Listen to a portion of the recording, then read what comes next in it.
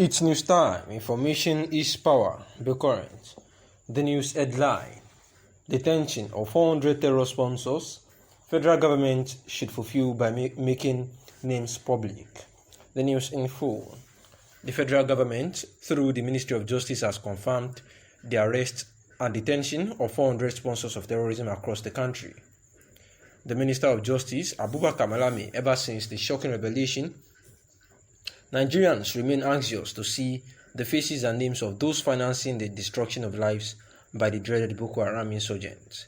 However, the names are yet to be made public by the Justice Ministry, despite calls by prominent personalities, including Femi Falana, as the year 2021 gradually rolls out.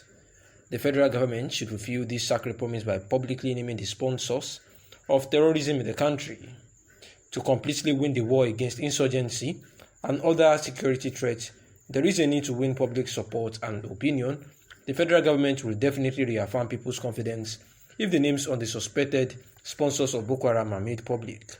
This renews people's commitment to collaborate with the relevant security authorities by reporting suspicious persons or movements within the surroundings so that proactive measures can be taken. The Boko Haram insurgency has caused significant sabotage and degradation of infrastructures across the northeastern part of the country. Victims of insurgency will be treated to see that oppressors will finally get justice. But until this moment, the investigation is ongoing by the Department of State Services, as recently stated by the Justice Ministry. The Dubai authorities have therefore contributed their part by forwarding names of the suspected sponsors of terrorism. More information should be revealed as the investigation is ongoing. Issues relating to this terrorism is sensitive matter that requires a whole lot of comprehensive investigation. Hoping that the federal government, under the regime of President Muhammadu Buhari, will not cover these sponsors and make them public so that this can deter them from continually sponsoring terrorism in the country. Out of school children figure is witnessing a massive rise of orphans everywhere. We can't travel in peace. The economy is crumbling. People are burnt while traveling. The protesters marched from Audu Bako Secretariat to the Kano government house, where security operatives received the group of protesters, listened to them and promised to take the matter further to the appropriate quarters. Meanwhile, following the recent spike in terror attacks in Sokoto and Katsina states, President Muhammadu Buhari has dispatched a high-level delegation made up of heads of national intelligence and security services to the two states. According to a statement by the President's Senior Special Assistant on Media and Publicity, Garba Shehu, on Friday, Buhari expects the delegation to present an immediate situation report and recommendations on actions to follow to effectively deal with the worrying situation. And also, the defunct Social Democratic Party, SDP, Professor Yowuse Aga has urged separatist agitators to go about their agitations in a civilized manner to avoid bloodshed. In an interview with Vincent Kalu, the Professor Agia, a former senator who has served twice as minister and twice as ambassador, said that the three zones that have produced presidents should wait for the other three zones to have president. After that, he noted that the president should be chosen purely through popular contest, devoid of zoning. Many Nigerians have tried to go back in history to situate Nigerians' problems in the amalgamation of 1914.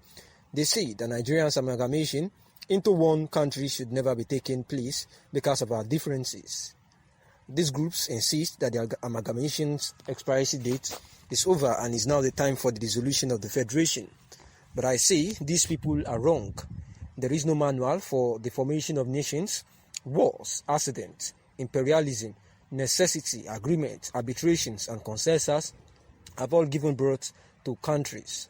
Our nation was born from imperialism and became a British colony after the Berlin Conference of 1884 to 1885. But we shook off the shackles of colonialism and emerged as an independent nation. The whole world still understanding that Nigeria would be a great nation and would wipe away the tears of all black people of the world by building a great democracy and a republic where justice and honor, peace and progress will be showcased. The reasons for the failure to attain greatness are that we have poor leaders and poor followers who have not been able to make nation building their number one priority. Our leaders have continued to wallow in ethnic racism and corruption. Ironically, it was based on Pan-African unity and nationalism, and our founding fathers got independence. But soon after independence, we have systematically destroyed every fabric of nation building through corruption and ethnic racism.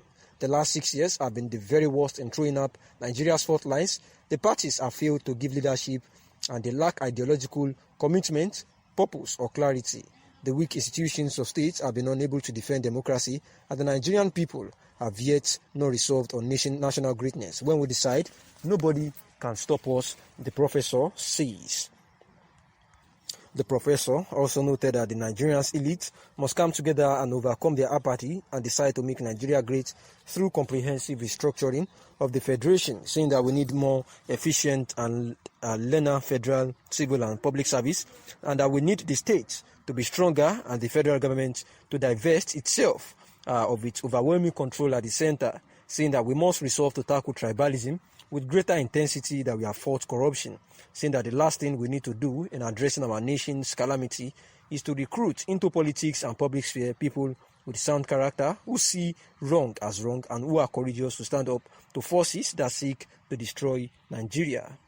Asking about insecurity, saying that we started with Boko Haram and now ISWAP, saying that the United Arab Emirates recently named some Nigerians sponsoring the insurgent group, saying that Nigerians were excited, thinking that those who have contributed to the plunging this country into the crisis that has got millions of dollars and the carnage that followed will be prosecuted. However, the presidency said charging them is not a priority, and the professor was asked about his view on this particular statement, responding that the view is that the government has been living in denial and that Nigeria is first starting from a civil war that religious extremists and ethnic bigotry are foisted over us.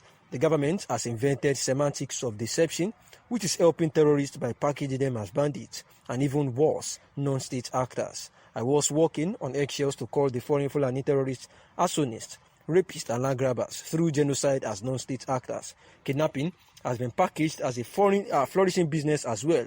Perhaps this government is slowly manufacturing our consent and clandestining origin of our surrender to a Taliban-type insurrection, and the facts are too glaring to say otherwise, saying that the government knows the sponsor of these asymmetric wars and they know how to block their funding and know far more than they wish the public to know. We lift our eyes to God in the knowledge that every terrorist era has an expiry date, and may God Almighty hasten such expiry. And this was the response of the professor, talking about how the government has claimed, to be weak to address the situation of the terrorism in the nation.